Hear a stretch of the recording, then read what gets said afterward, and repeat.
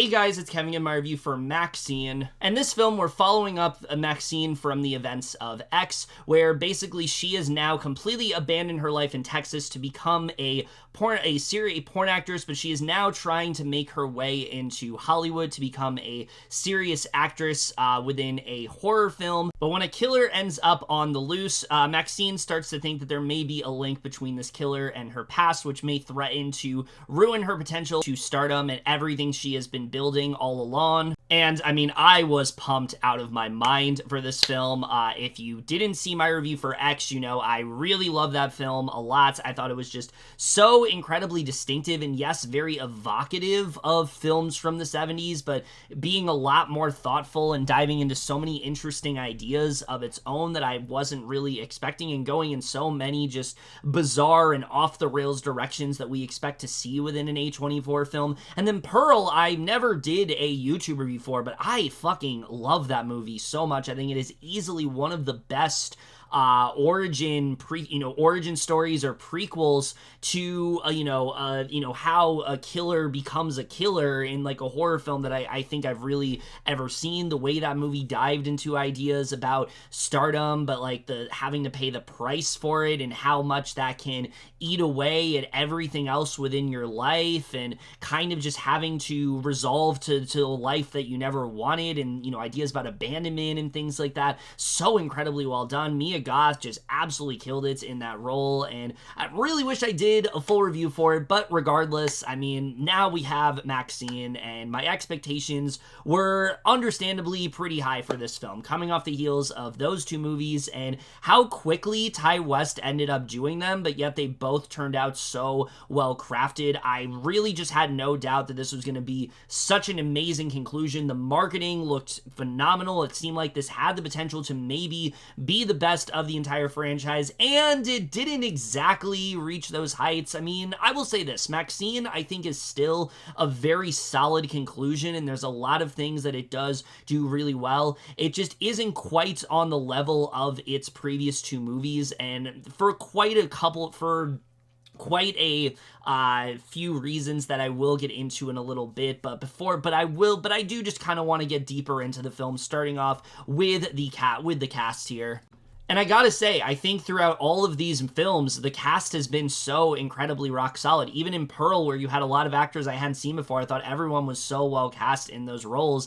And I think the big difference with MaXXXine is that this is easily the most star-studded ensemble we have ever had. There's not a single actor in this that isn't some big name of their own and hasn't achieved success in other projects. Even someone like, a Moses Sumney, for example, who we'll talk about in a bit. I mean, he was in, he's had his success, like in, whether it's like success as an actor, success in a music career, all of these actors are well known in that way. And so I think that is pretty easy to see why this has some of the most dynamic performances, within across all three of these films. I think all of the actors are just fantastic here. And because of that, you have some really great actors. I was really hoping this film would utilize them well, and for the most part, that is exactly the case. Regardless of whether or not an actor has a small role or, has a more prominent or smaller role within the film, every single one of them makes an impression. I was really just so impressed by everyone's range here. We, of course, have to start off talking about Mia Goth, who once again just gives such an incredible performance in this film. I will say it's definitely a bit more subtle, and there isn't as much to work with as the previous two films. We're seeing a different kind of MaXXXine here. She is much more willing to get her hands dirty. She is much more in control of things. She knows exactly what could happen. She's someone that is trying to move on from her past, and so she has this confidence within her that we saw in the previous film, but now is trying to dabble even further into it. And as a result, I mean, Goth just does such a great job at just really getting you to latch onto this character. Once again, just giving such a dynamic performance in this movie. I continue to love the work that she has done across all these three films, and if there's anything I can say, well, there's many reasons I'm happy this trilogy exists. one of the biggest is the fact that it just really showcased her potential as an actress. I think she's always been phenomenal in everything, but I'm just really glad that these three films have been a vehicle for us to really see the range within Goth, because all three of these films, she's giving such different type of performances. And once again here, like I said, it's a little bit more of a reactionary type of role. Yes, there are moments that, she gets to have those big over-the-top moments, but, something like a Pearl, this is very much not, and so she's giving a little bit more toned-down performance, yet nevertheless, it is such a memorable one at that. I think she is just such a phenomenal talent, and I'm just so excited to see, what exactly her future is going to be after these three films. I think Mia Goth has never been more popular and more in hot demand than she has been after these three movies, and I'm just really excited to see what she ends up doing moving forward, because I think she is just, once again, just such a star and continues to showcase just her incredible range, her fantastic delivery, how charismatic of an actress she is across every single film in this franchise, and this really is no different. I mean, she has been just the anchor of these films, and again, I cannot wait to see where else her career goes moving forward.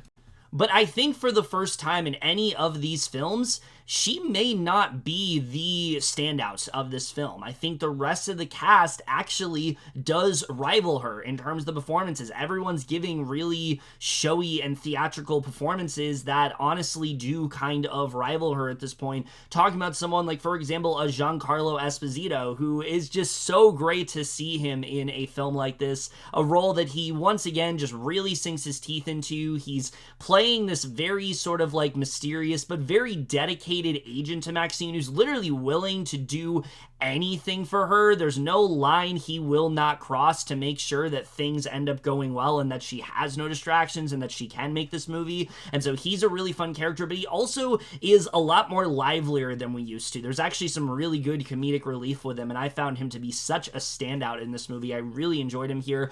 Elizabeth Debicki isn't as prominent of a character as I was hoping for, but I really did enjoy her in this movie a lot. She is playing the director of the movie that MaXXXine is making. She's kind of this like tough as nails director who absolutely is someone that you don't want to have, you don't want to mess with, and I think that she plays that role really well. Bobby Cannavale and Michelle Monaghan are also a lot of fun here. They're kind of playing this good cop, bad cop type role where you have Bobby Cannavale being a lot more like rough around the edges, while Michelle Monaghan is a little bit more human and a little bit more warm in that way, and so I really enjoyed their dynamic. I thought they provided actually some really fun comedic relief, some stuff with Cannavale's character in particular. I just really enjoyed their presence in this film, and I thought that they were a lot of fun.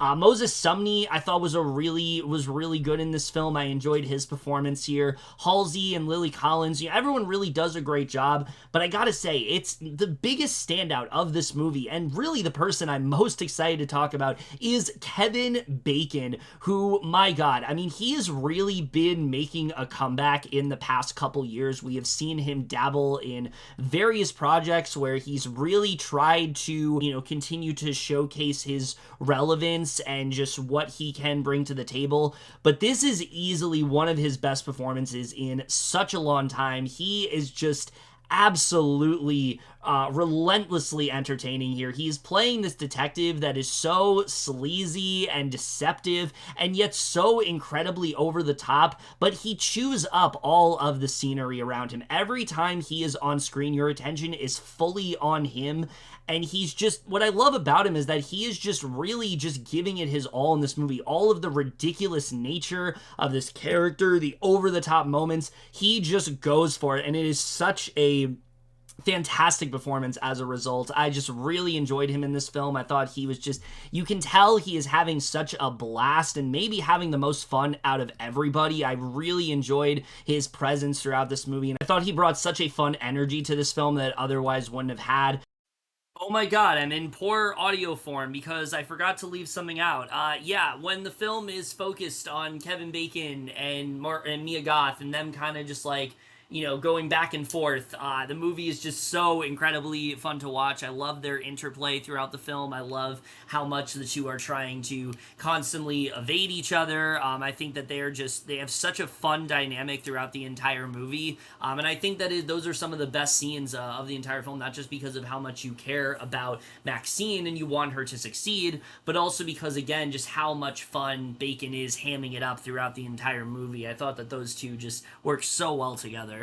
This entire cast is so much fun in this movie. I think everyone really does do a great job. Like I said, across all these films, I think it's been very well casted, but this, honestly, I think you could make an argument for being the strongest ensemble yet. I think everyone just does a really great job here. There isn't a single bad performance in the bunch, and I really just found myself really just feeling like I did get something out of everybody, despite the fact that maybe not every actor is served as well as I had hoped. I don't think there's a single actor here that didn't make an impression, and that is something that I am very pleased to say.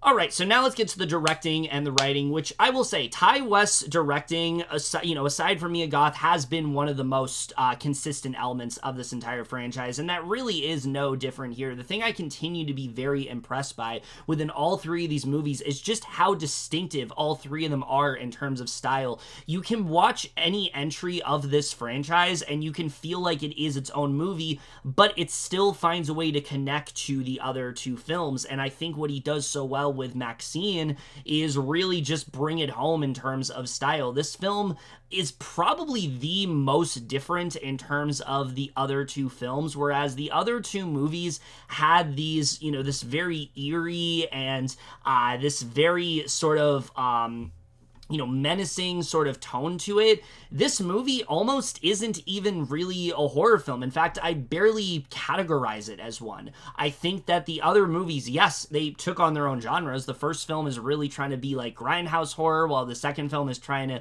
pay tribute to like melodramatic, like golden age Hollywood films. This movie is trying to really pay tribute to being more of this like crime thriller and really, once again, commits to it. And that's something I really love from West here. His versatility just continues to astound me. I think he just does such a great job of having an idea of what he wants of what he wants to tackle and just fully diving headfirst into it. There's never a point in this movie where you don't feel like you are watching like some sort of neo-noir from the 80s. And the other thing I love about it is how much he commits to in terms of aesthetics. There are so many moments in this film that you forget you're watching a film from 2024. I felt like I was watching a movie from the 80s with just how much the movie is paying homage to different styles. A lot of people have talked about Giallo, and I think that is definitely a very apt comparison, but Brian De Palma is another big one that really stood out to me. I think, if you watch a Brian De Palma film, you really feel a similar sort of style here, and I think that he just did a really great job with that, but also still having some very effective moments. When the movie needs to start to dive more into those horror elements, it still does work very well. There's not nearly as much of it in this movie. Like I said, I think honestly it's more of a thriller than anything, but there's still some really effective moments. There's one in particular that just had me absolutely wincing and is truly something I'm never going to forget. It involves a heel and something, and that's really all I can say, but that scene, I mean, Wes never fails to gross you out in the most unexpected ways, but also, again, just really impressing you with how far he is willing to go with these movies. I mean, you can really just see him putting his heart and soul into it, and that's the one thing I can say, even with this film, despite the fact that I have quite a few issues with it, which I'll get into,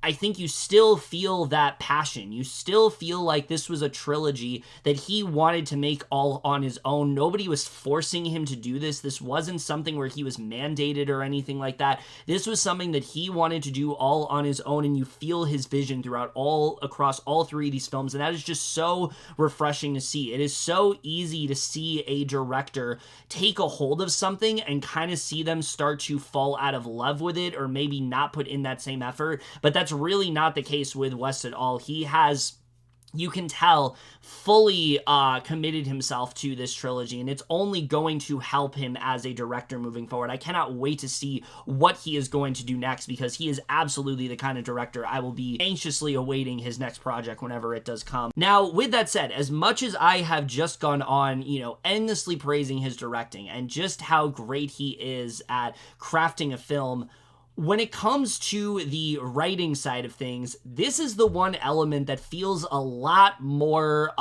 flimsier this time around. Doesn't feel nearly as well thought out as the previous two movies, and there's a lot of reasons for that, but I think what it really comes down to is the movie just feels a lot more rushed this time around. It feels like there's a lot of ideas this film is trying to tackle, and I'll get the good things out of the way right now. The things that this movie does do really well is the way it expands on MaXXXine's character. When we are diving into her, trying to make a name for herself within the horror side of things, and her trying to, abandon her past, I think the movie is actually very strong. The way we dive into sort of the way that she is processing, everything that happened within X and how that is still affecting her, I think the movie does do a really good job with that. It also does a really good job of showcasing sort of what has happened to MaXXXine since then, the life that she's taken on. I think all of that is really strong in this film, and I think it is very well handled,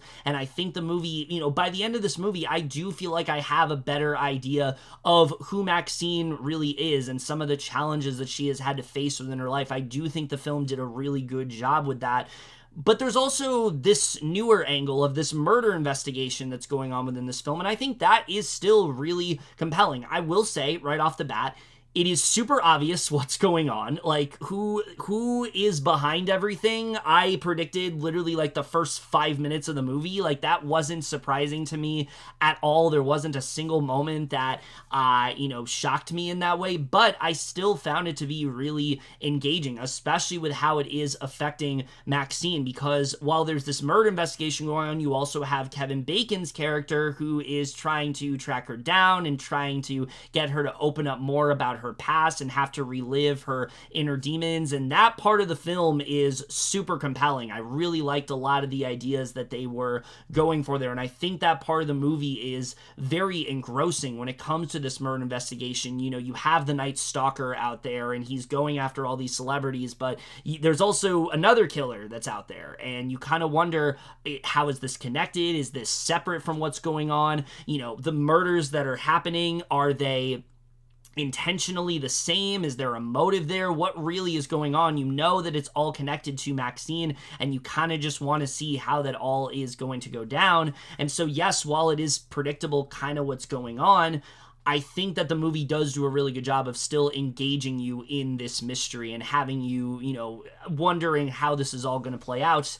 The problem is, what I just told you is only a fraction of the type of subplots that we're really trying to tackle here. There is a lot that is on Ty West's mind this time around, and I don't think all of it ends up working out. When it comes to the movie that MaXXXine is making in The Puritan 2, that really ends up taking more of a back seat than I thought it would. There's a really great moment, in the beginning of this movie where she's heading to an audition, and you see how important this is to her, and it does a really good job of diving you into that side of things. You get a sense that she maybe isn't being taken as seriously because she's this porn actress and things like that, and she's not really sure how that is going to affect her, but she's confident that it's gonna end up turning out well for her. But it doesn't feel like we get a thorough examination of her in this film and the impact it's going to have on her beyond a very surface level, especially when it comes to Elizabeth Debicki's character. I expect her to have a much bigger role in the film. And while, she's in the movie throughout, she wasn't in as many scenes as I was thinking that she was going to be. And I really wanted to see more of that character. I wanted to see more of her talking to MaXXXine about the business and what this really means for them shooting the movie even. You don't really get to see a lot of that. MaXXXine is very focused on this film when it comes to her past, and so it feels more like a distraction than anything, where I feel like it should have been, both should have been just as important. I understand that for MaXXXine, with what she's dealing with, that yes, she is kind of not really as focused, but you still could have had a lot of, you still could have shown me a lot of scenes involving her making this movie and the toll it has on her. There's a really good scene involving her in, with makeup and how this starts to kind of remind her of her past, but I really wanted to see more of that. Maybe see this film and how it is kind of reminding her of the events of X. I wanted to see more of that within this film. I think that would have been really effective, and that's not really something we end up getting. There's also clearly something West is trying to talk about when it comes to the idea of the satanic panic and all of this ridiculous, eruption that was happening concerning Christians and them thinking that horror films were gonna kill their kids and things like that, and that Hollywood was where the devil was and things like that. And that is something that, again, it just feels like the movie is just kind of scratching the surface of. You see these protests that are happening, but it never really feels like it's affecting the film all that much, and I feel like they didn't do the greatest job of diving headfirst into it. And it clearly is supposed to be a very integral part of the film, and it just didn't feel like they did enough to really flesh that part of the film out, so I did feel a little bit disconnected from there. And then, even though the film does do a good job of fleshing out MaXXXine's past, I wanted to see a little bit more. There's a moment where she goes to Giancarlo Esposito. You've seen it in the trailer where she goes to talk to him about what happened, and they just literally cut away from it. They don't even really show you her talking to him about it. They show it after the fact, and I thought that was a little bit disappointing. I kind of wanted to see her recount the events, even though we know what happened. I think it would have still been really effective. We could have maybe gotten a little more insight into her relationships with some of those characters.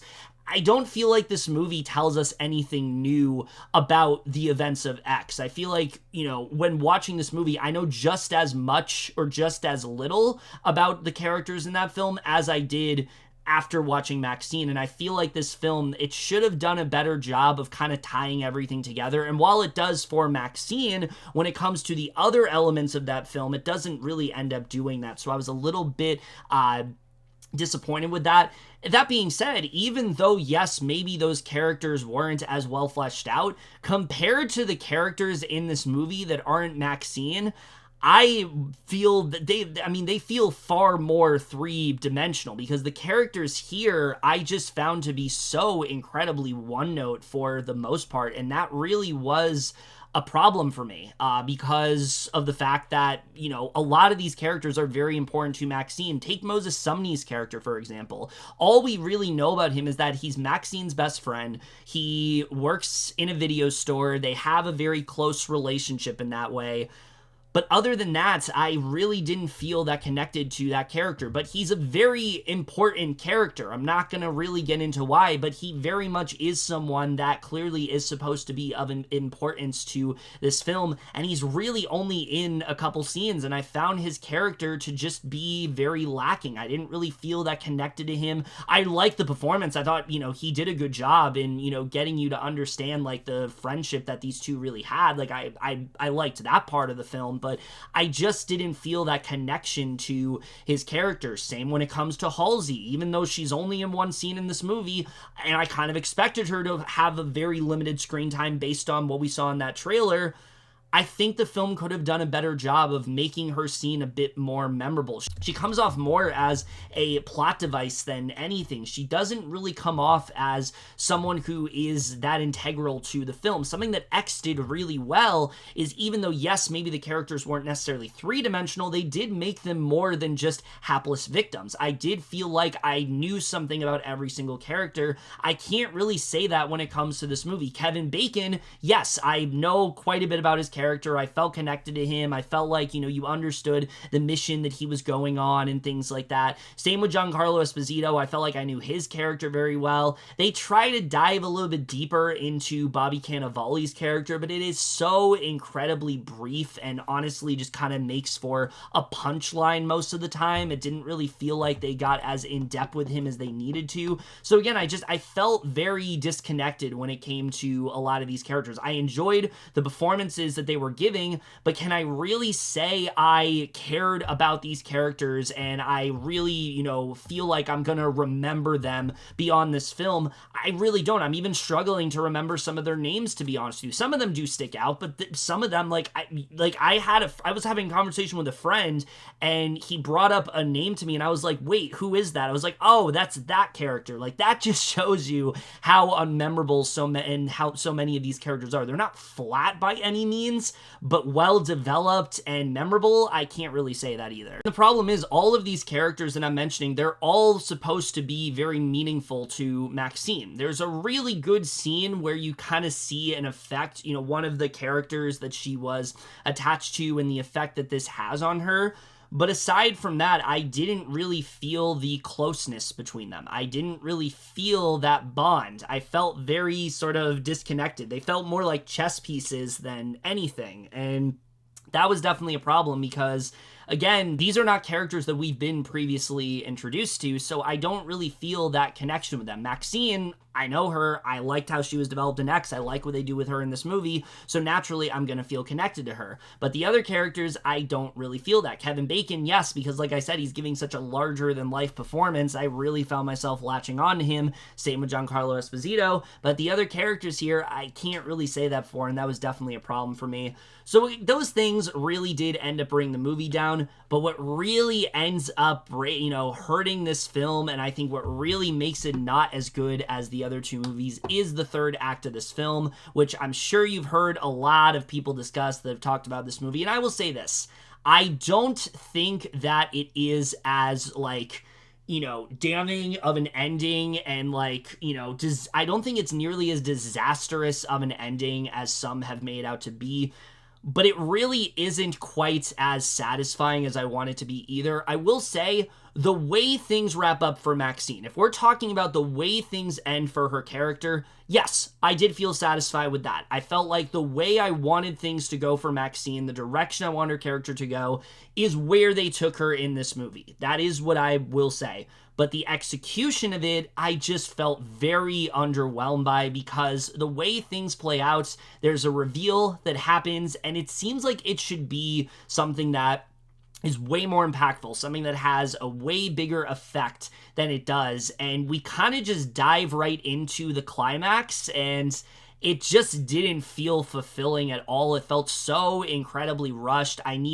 There were so many more meaningful conversations and important moments that the film just really seemed like it was it almost felt like Ty West was in a hurry to end the movie, and so he forgot to write the rest of the film, because the way things ended, it just felt so incredibly haphazard, and I just felt very underwhelmed. And the first two acts, like I said, they had their issues, but at least I can say they were well paced.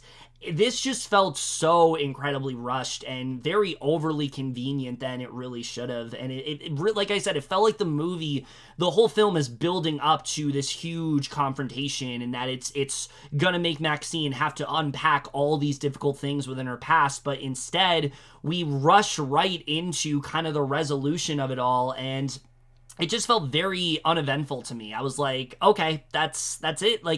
It wasn't to the point where it ruined the movie, but it very much kind of made me shrug. The way it ended, I just didn't feel as satisfied by as I really wanted it to be. So that's really, I think, the main issue here, is that while, yes, I think there's a lot of things that work out in the screenplay, it just doesn't feel nearly as tight as the first two films did. And I think that's really what does bring it down.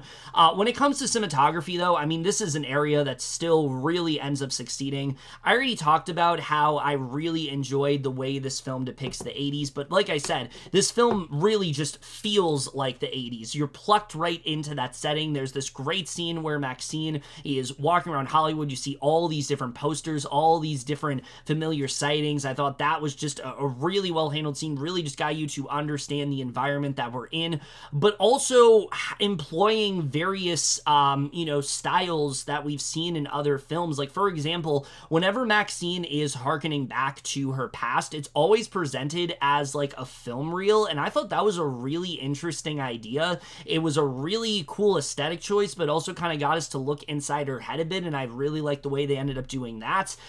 There's this really cool thing they do with scene transitions that I thought was really interesting. There's just a lot of cool things they're doing aesthetically that I thought worked really well in this movie, and from a production design perspective, I mean, that they really haven't missed a beat at all. I think the cinematography is still really well done here and still so stunning to behold, and I was really impressed by the cinematography in this film. The score, once again, is really great. Actually has a lot more of like this synthy sort of jazzy feel. Like you could watch like a neo-noir film like, say, Chinatown or something. Very reminiscent of something like that. I actually listened to like the Blade Runner score earlier today, and the score of that film is like very similar to the one in this movie. It really does feel like they were paying homage to those type of films. And again, I'm really impressed by the fact that we have the same composer, but yet he's doing something different every single time. Every single score for these movies, no score has sounded the same. You had the first one,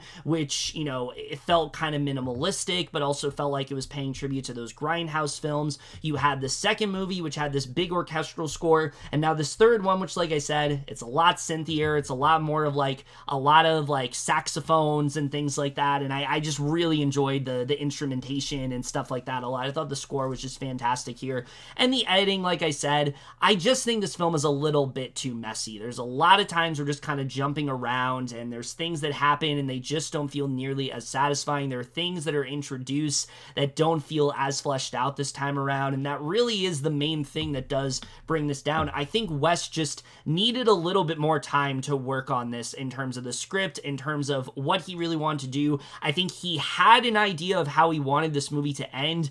It really was just about the journey. I think he was so focused on that destination, so focused on what he wanted MaXXXine's fate to be, he didn't really think about how can I get her there organically, and I think the pacing really does suffer because of it. I think the first, 30-40 minutes are honestly really well paced, but as the film goes on, it starts to get a lot more rushed, and I think it just didn't feel as, again, well balanced as the other two films really did. It just felt a bit more broken up than I was really expecting. I wouldn't call it disjointed. Like, I saw a movie before this. That movie is disjointed. I'll talk about that movie whenever I get there and what I watched. You'll know what it is when I say it. But it definitely just doesn't feel quite as well-paced this time around. I think the other two films, again, they felt very tight. They felt like every scene mattered. Not necessarily the case when it comes to MaXXXine. That is one of the things that does bring it down. So again, it's not that I don't like what happened to our lead character, because I actually do really like the way things wrapped up. It's just the way that it happened. Again, it just felt a little bit flimsier than I was really expecting it to be, and honestly did not necessarily take me out, but definitely made me feel a little bit more underwhelmed than I was ultimately hoping for. There's also some questions towards the end of the movie that I really just think needed to be addressed. There's a thing that happens, and then we're kind of led to believe this, and I'm like, wait, so what about this? Are we just not going to address this at all? Is this just how things kind of happened? I feel like they just needed to, again, just kind of tighten things up a bit more, but also provide a longer resolution, because I think the way they wrap things up, again, it just felt a little too quick to me, and it was a little hard to buy into. Like, yes, there's some things in this franchise that are a little bit unbelievable, but this was probably the one thing that was just very hard to suspend my disbelief on. I think really the film just should have been a lot longer. Like, this is the last entry. You're wrapping up the other two films. Why not just make this 2 hours? I think there was so much more they could have dived into. We could have really seen a lot more meaningful scenes between these characters. We could have dived deeper into, you know, some of MaXXXine's feelings about things that happened during X, but as such, yes, while I think the movie does a good job mostly of diving into those things. It just feels like it is, it just kind of feels more it just feels a little bit more brief than I was hoping for. It feels almost like, again, this is like a first draft than I was really hoping. So again, it's just the tightness and the well thought out, you know, the tightness of the other films. It just isn't really there this time around. It just feels a little bit more choppily edited, and I think that is something that does bring the film down. But overall, I mean, there's still a lot to really love about this film. You have some really great performances. You have some really interesting ideas. It dives deeper into, you know, MaXXXine's trauma and her overall, you know, dreams and things like that. And I think it does a really good job with that. Ti West continues to showcase his talent as a director, diving deeper into his aesthetics and his style, and really just employing so many interesting techniques from the 80s, but also really making it his own.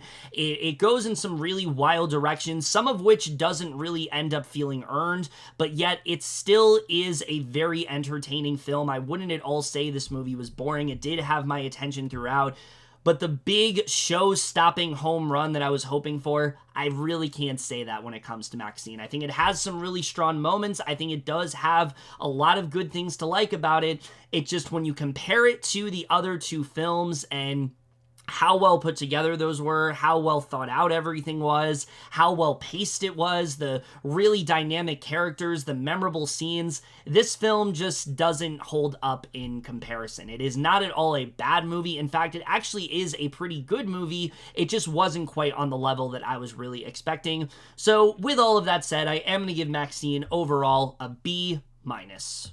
Like I said, regardless of how I feel about this film, I'm just really happy that Ti West was able to make this trilogy. I think it is so inspiring to see a director be able to do this completely on his own, unencumbered, without any distractions whatsoever. I just wish it was a little bit stronger of a finish than it was, but it still is a really good film, and I do definitely recommend you guys see it. If you enjoyed the first two movies, I do think you will still get some enjoyment out of this, just might not be as strong as you're maybe hoping for. But overall, guys, in my review of MaXXXine, let me know if you guys saw this one overall, left your thoughts on it. We'll see you guys in my next video, and I will see you guys for that. Okay, bye.